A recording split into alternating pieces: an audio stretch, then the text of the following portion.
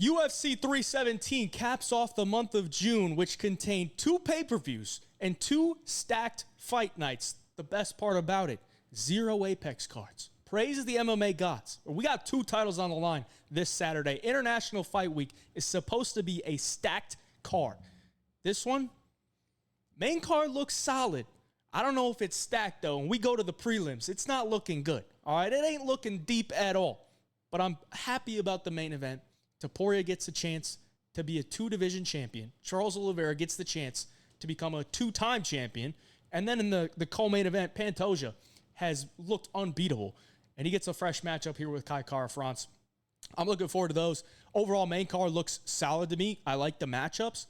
But the prelims are pretty weak. But we'll go through that. I'm going to go and give you my early pick for every single fight on the card. This is without deep tape study. This is before all the boxes have been checked. My early thoughts about the matchup based on what we know about each fighter. Before we get into the breakdown, we got to recap how UFC Baku went. I'm filming this on a Sunday because I wasn't out of town. All right, I actually just moved in to my new house, and I'm at my bar right now, and I don't have any furniture. So I'm literally standing at my bar. My PC is set up at my bar because there's no furniture. Our furniture is supposed to be delivered this week. So hopefully it does. This is a temporary setup in the new house. The new setup's going to be nice, but we got to, hold our horses on that before the furniture gets delivered. The straight bets and the parlays. Back to the action. Pretty much not much happened, okay?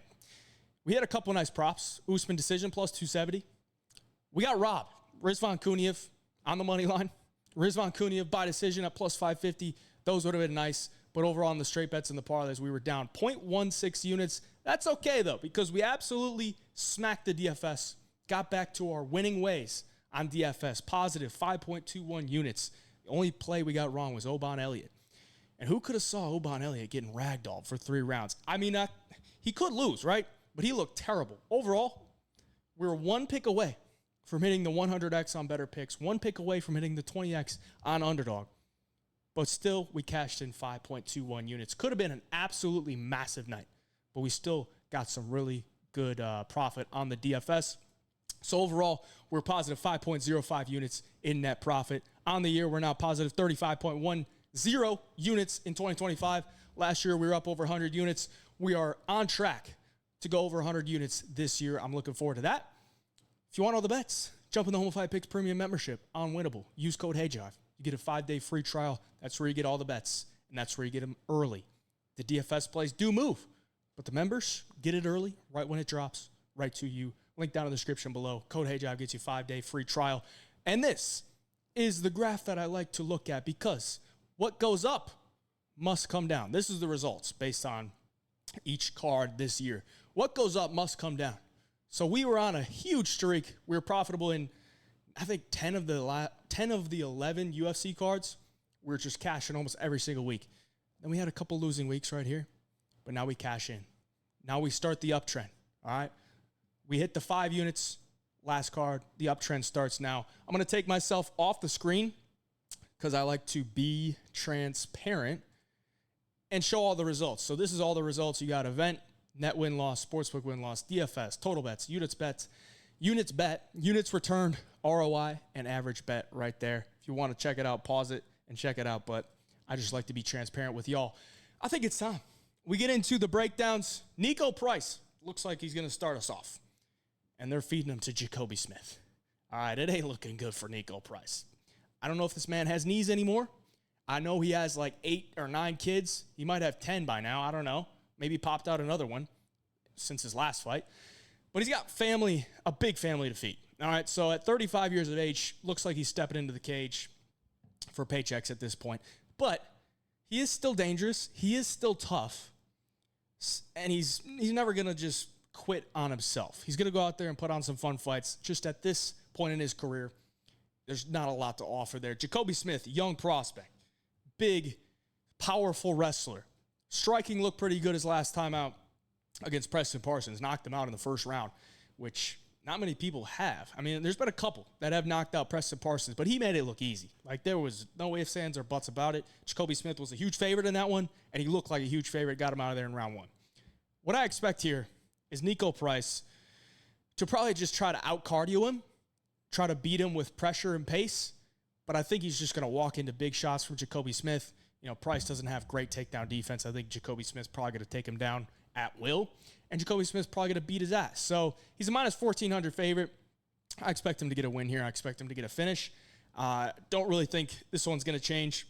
I'm sure Jacoby Smith is probably going to be like a minus 2,000 by the time the fight actually happens. So, you know, looks like it's an easy win. I think this is a short notice fight, a fight that they just had to throw on there just to fill more fights, because I think they only had like 8 fights scheduled, so they had to like fill a couple of them. We'll talk about that as we move on, but Jacoby Smith's going to be the early pick for sure. This one, Jonathan Diniz taking on Alvin Hines. Jonathan Diniz was supposed to fight Justin Tafa, and for a moment there, it was scheduled to be on the main card. It was scheduled to be on the main card of International Fight Week. Thank God. Thank God. I do not want a Justin Tafa main card fight ever again in my lifetime. He pulls out. Alvin Hines steps in. Now, with these new guys, I do have to do like a little bit of tape study before I make this video. Normally, I don't do any tape study, but if there's a new guy, I got to watch some film so I can give you somewhat of a breakdown on the guy. But he's 33, training out of Minnesota, and he looks like a normal heavyweight. He does like to mix in the wrestling, but he's just going to throw big shots. He's got actually a sneaky head kick, which is actually pretty good for how, you know, thick and unathletic that he looks. Got a sneaky head kick. But I expect Diniz to be way faster, way sharper on the feet. I don't think Alvin Hines' takedowns are really all that, and I don't really think he has great control on the ground. So even if he gets Diniz to the ground, I know Diniz has, you know, had his ground game exposed before.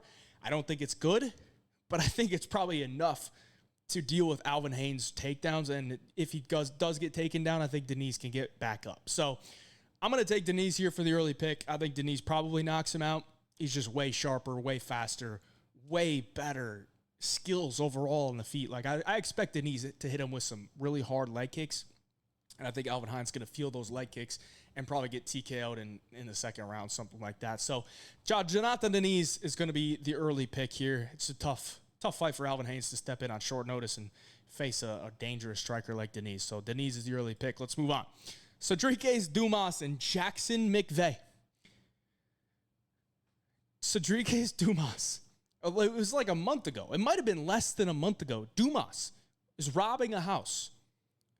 The police are called. The police are coming. Dumas hides in a dog crate, a dog house. I think it was in the backyard. Might have been in the house, but he hides in a dog crate. This dude is out here trying to rob houses for money. And I think the only reason he's in the UFC at this point is because he's willing to just step in whenever they ask him. He'll face anybody. He's just showing up for paychecks, in my mind. Jackson McVey, on the other hand, 26, so he's still young. He's huge, 6'4" for 185, which is a big frame, but he doesn't really use it that well. When I was watching his tape, this guy is doesn't look like a pure Muay Thai, but he's got a Muay Thai stance, southpaw. You know, he'll bounce that lead leg. He likes to clinch a lot, so he's going to crash in with either some type of kick or some type of knee, some type of big left hand down the pipe, crash in, grab you, knee you to the body, and he kind of just wants to overwhelm you. So for being 6'4", he doesn't really use his length, you know, to stay to the outside. He kind of uses his size to overwhelm his opponent. So a lot of forward pressure, likes to be in the clinch, good elbows in the clinch, good knees. And I think that's going to be tough for Dumas, honestly. I don't think Dumas, like, how could I expect Dumas to put on his best performance here? A month ago, he's robbing houses, hiding in dog crates. I can't. And honestly, I never thought Dumas was all that good. Like, he's supposed to be this slick kickboxer who's long and lengthy. Never seen it, man. Never seen it. I guess maybe against Abu Azaitar, but that dude sucks. That dude is really bad. And other than that, like, if you pressure Dumas, he doesn't like pressure at all. I mean, you could arguably say he quit against Michal Oleksiejczuk, got taken down and got ground and pounded out. I don't even know if he got taken down. I think he might have just fell to his back. Either way, he's taking ground and pound shots. He's just covering up, not doing anything. Against Nursultan Ruzaboyev, he got poked in the eye, sure, but he didn't fight back at all.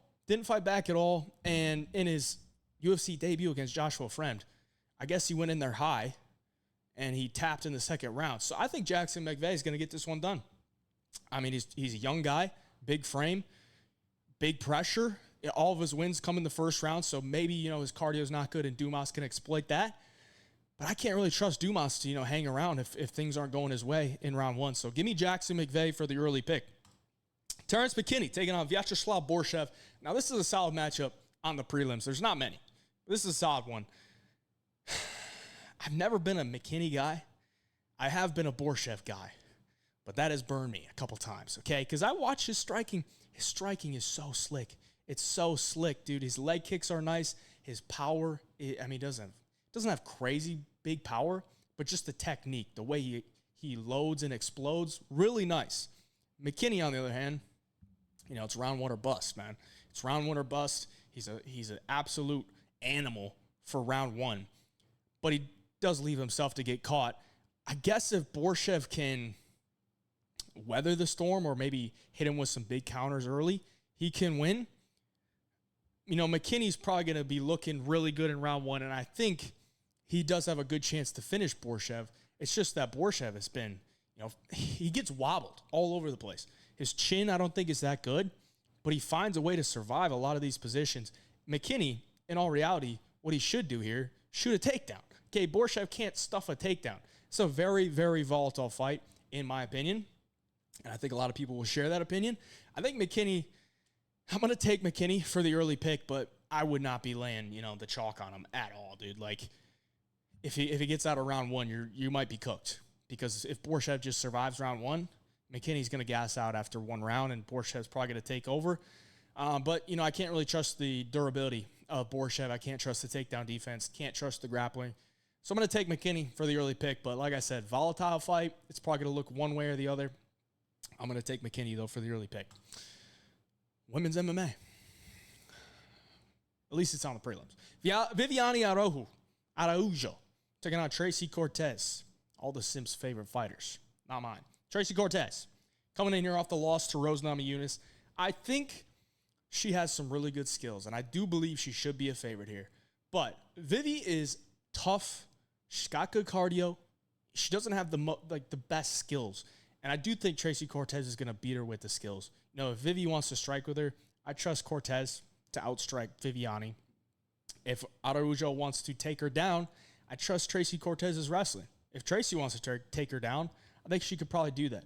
So I think Tracy Cortez wins this fight. I think it's probably a decision. Most likely. I checked out the over-under today. Over 2.5, minus 600. Wow. I think Tracy Cortez wins here. She's just got more skills than me, younger, and it's a tough fight for Vivi. What could she exploit? Last fight against Karine Silva, she exploited the cardio. She exploited the lack of effective striking and the lack of takedown defense. So what can she exploit here? I think Tracy's well-rounded enough to not get exploited by Vivi. Like, if you get fraud checked by Vivi, you probably got to go back to the drawing board.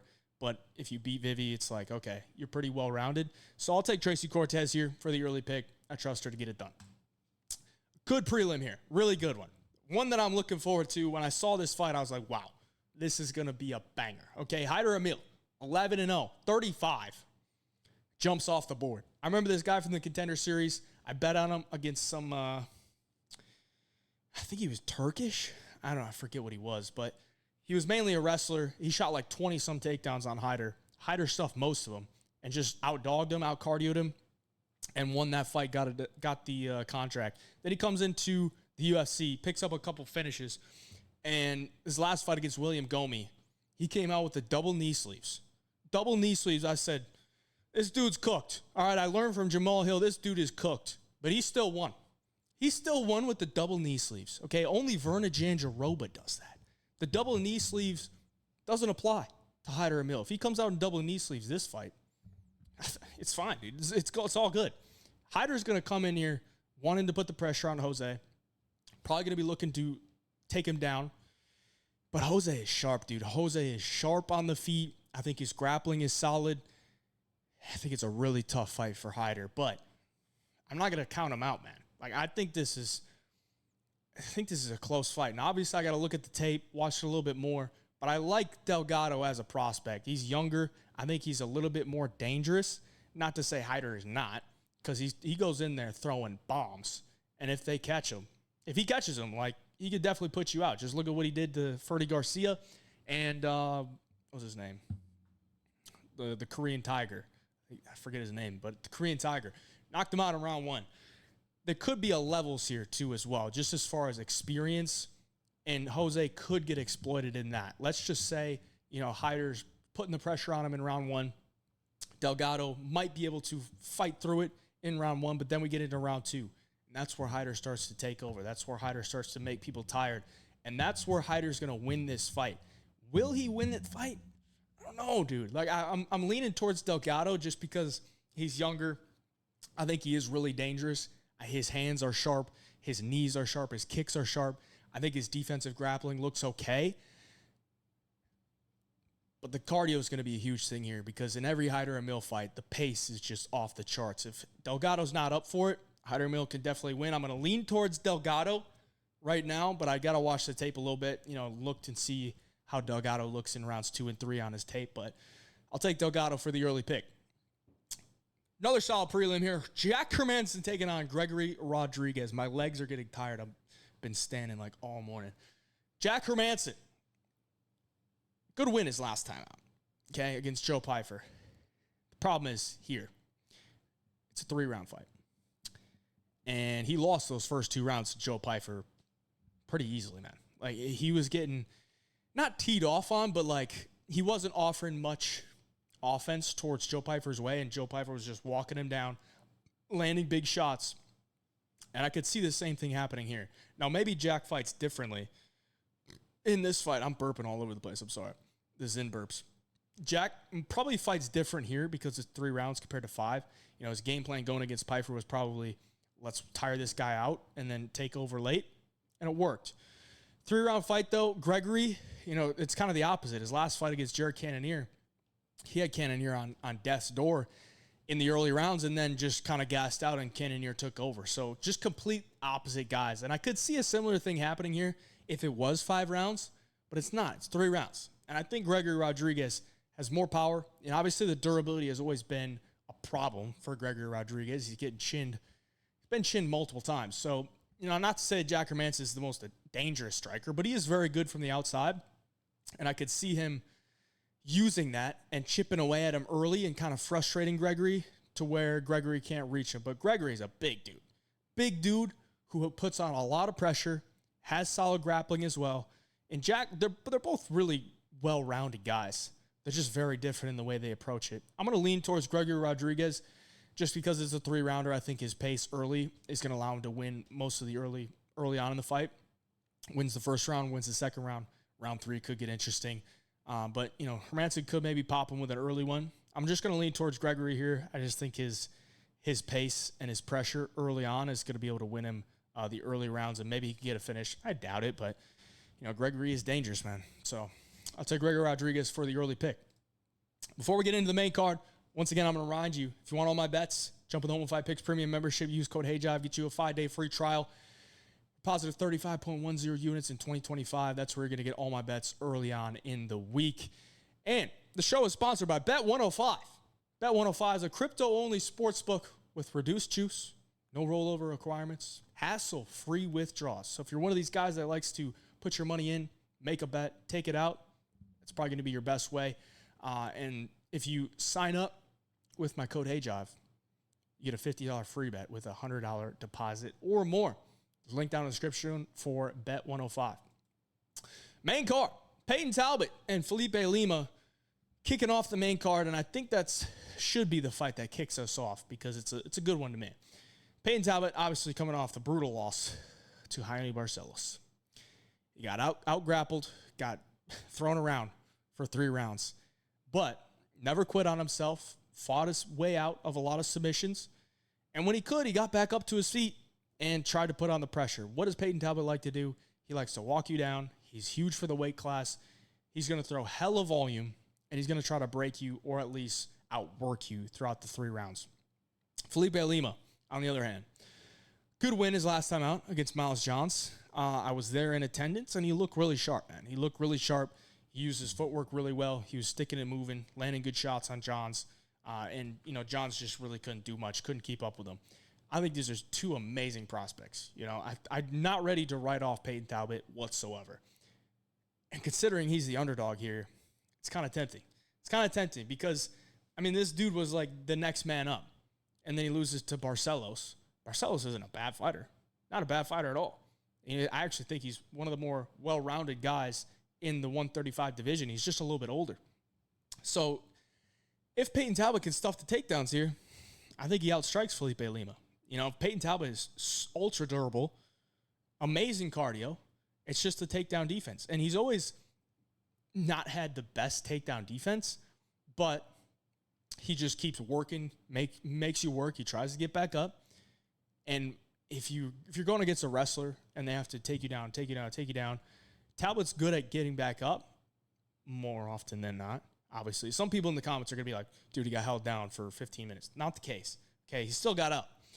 If he gets up over and over and over again, these wrestlers start to tire out, and that's when he takes over and he just puts a pace on you. Felipe Lima, young enough and good enough cardio, where I don't think he's going to gas out. But if he's not shooting and holding Peyton Talbott down, is he going to win the striking? I don't really think so, man. I think Peyton Talbott could outstrike him on the feet. Lima is a good striker, but I just think Peyton Talbott's pressure and volume probably edges him. I got to stop saying edges. Probably beats him in the striking. So I think it's a close fight, man. I'm going to lean towards Peyton Talbott right now just because he is the underdog. And, when I look at the odds like this, I just tend towards lean towards the dog just because I think it's more of a 50-50. But Peyton Talbott's going to be the early pick. Both guys really good, though, and have a bright future. Beneil Dariush, Renato Moicano. I've said it many times on the channel, but I hate fights that get rebooked. I hate them because we've already talked about this. We've analyzed it a bunch, and now the fight didn't happen, and we got to talk about it at a later date. Well, stuff could have changed. Well, what changed is when Renato Moicano was on a nice long win streak, and then he takes a loss. Loses to Islam Makhachev. Subbed in the first. Took the fight on 24 hours notice. Now, obviously, Moicano's our guy for Homo Fight.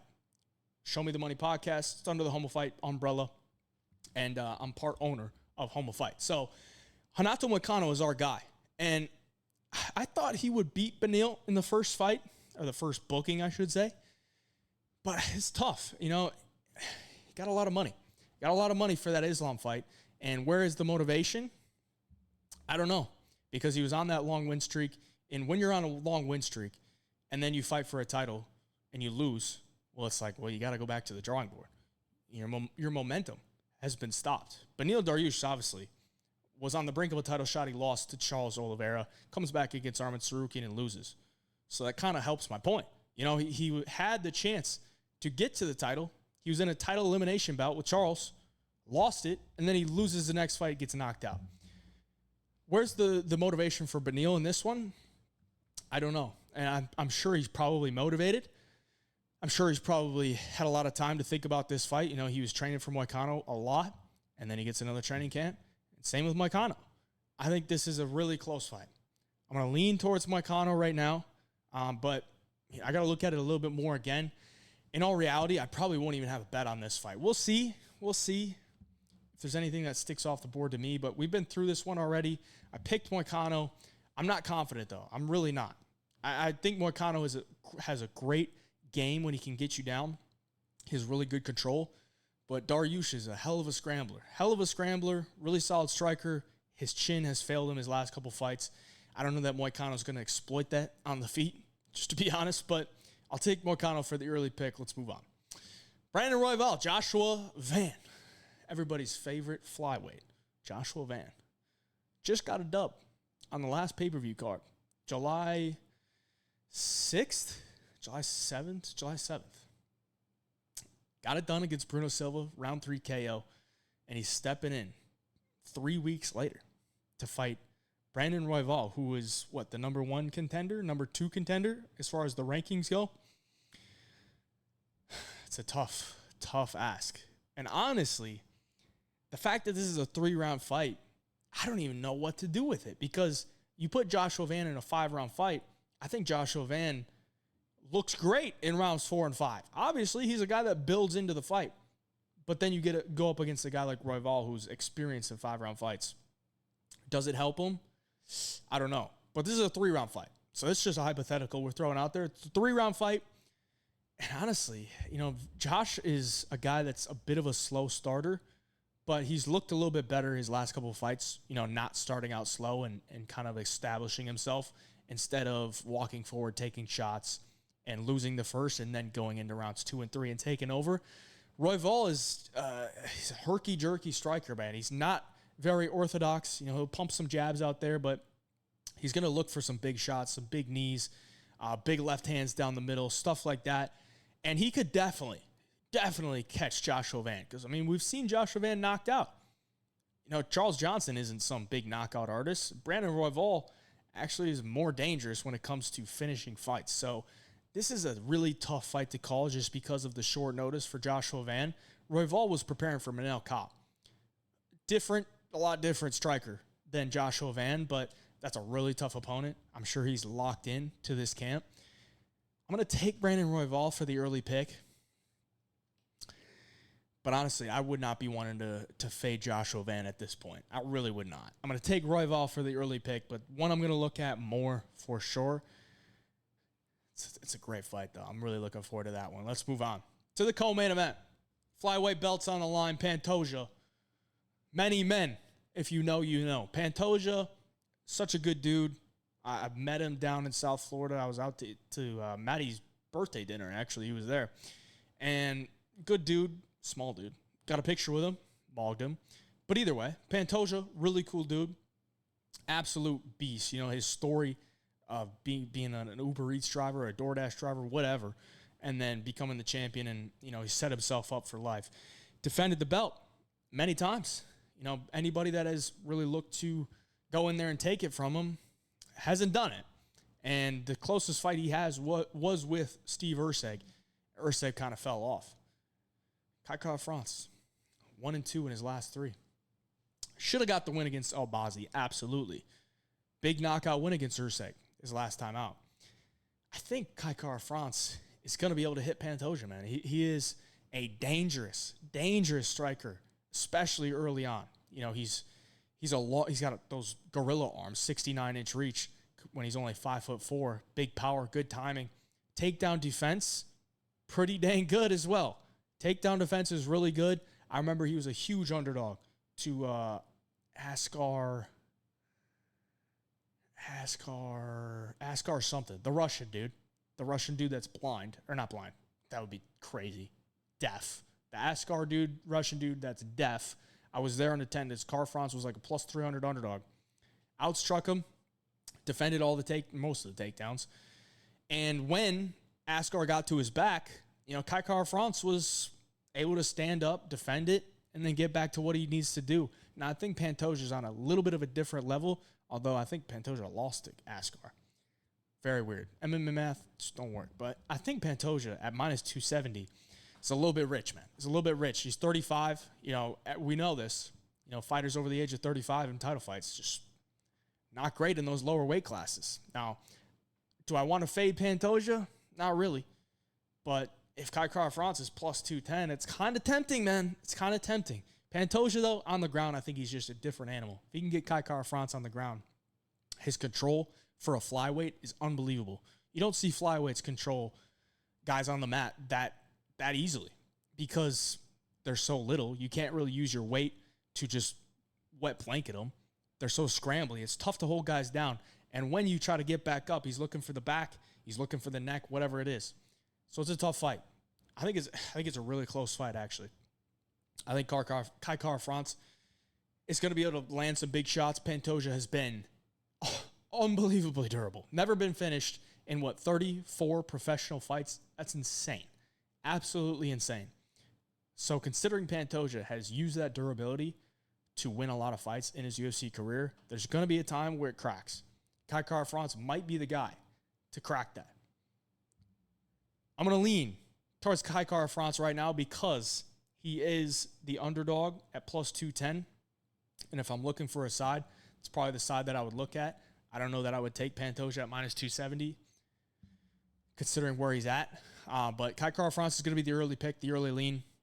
It's a good fight, though. I'm looking forward to it. Let's move on to the main event. We got Ilia Topuria taking on Charles Oliveira. Ilia Topuria, in my opinion, I think he's the best fighter in the world.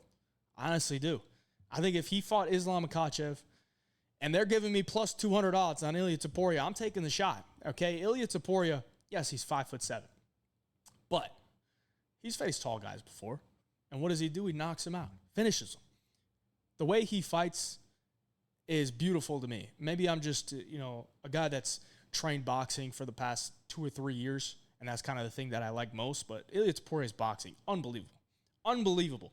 And the way that he can do it in MMA, not many can do that, because he just walks you down, and guys are scared to throw. They're scared to throw because Topuria is ready to explode at any moment. He has deadly counters, really solid timing, and he's got great takedown defense. Ilia Topuria, first thing he learned was Greco-Roman wrestling, and he's used that. Not much offensively. Early on in his career, he used that offensively, but since he's been on this run in the UFC, he hasn't really used it. A couple times. I think his last fight against Holloway, he took him down a couple times. But, this dude, Ilia Topuria, is just knocking out everybody's favorite fighter. Max Holloway, done. Volkanovski, done. Josh Emmett, wasn't done, but he got, 50-43'd? Whew. That's a beating. That's a beating of a lifetime. Okay, Charles Oliveira was once my favorite fighter. I'm gonna admit it. Okay, I was a bandwagon. Okay, but the way that he just gave up against Islam, I was like, come on, bro, come on. The way that he fought against Arman Tsarukyan, I'm like, come on, bro. Where is the Charles that we loved? The Charles that was on this run. Yes, he got a win against Michael Chandler's last fight, but come on, it's Michael Chandler. I want to believe that Charles comes in here and gives Ilia Topuria a hell of a fight. And he could do that because he's much bigger. His clinch game is really solid. Good elbows, good knees. And I think that's where he's got to win this fight, is with his pressure. If he gets put on the back foot against Topuria, it's not going to look good. And I don't know that Charles is going to be able to, take down Topuria and do what he did to Michael Chandler. It's just not going to happen, dude. I just don't see it. So I think Topuria is going to be able to do what he does. Walk down Charles. Charles is going to get uncomfortable. And when Charles gets uncomfortable, things don't exactly go well. Now, a lot of times when Charles fights strikers, if he gets hit with something big, he just falls to his back, and nobody wants to fall into his guard because his guard is crazy dangerous. Ilia Topuria is probably not going to be scared of his guard. Maybe that comes back to bite him, but I think Topuria gets this one done. He's a huge favorite, which honestly, I don't know if I can agree with, but that's considering where he was against, Max Holloway, where he was against Volkanovski, even against Josh Emmett. I think he was like minus 300. I think he's close to minus 450 now. It's crazy, dude. It's crazy to think that Charles Oliveira could be a plus 300 some underdog to anybody. So Topuria is the early pick. I think he does win, but the line is a little bit wide. It's going to be a good fight, though. I'm looking forward to it. I wish it was Islam, but either way, it's a good fight. And the 155 belt goes to somebody new. So that's cool. But that's going to do it. I appreciate y'all for watching. Hopefully you enjoyed the video. Like the video for me. Subscribe to the channel. We'll be back here throughout the week with all the content, official picks on Wednesday. We'll have the live stream on Tuesday. We missed last week, but we're going to do it this week. Might be in this temporary setup. We'll see. And then the Best Bets video on Thursday, and Long Shots Only live show on Friday. Going to be a good week, pay-per-view week. Appreciate y'all. Till next time, hey, y'all picks. We out.